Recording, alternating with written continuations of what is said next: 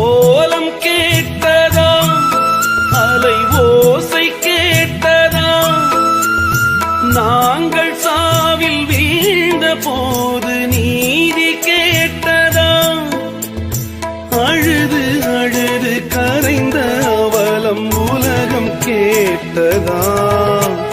பொங்கும் மலையோரம் அடையெங்கும் இனப்படுகொலையே என்ன இது சாபம் துயர் சுமந்தோமே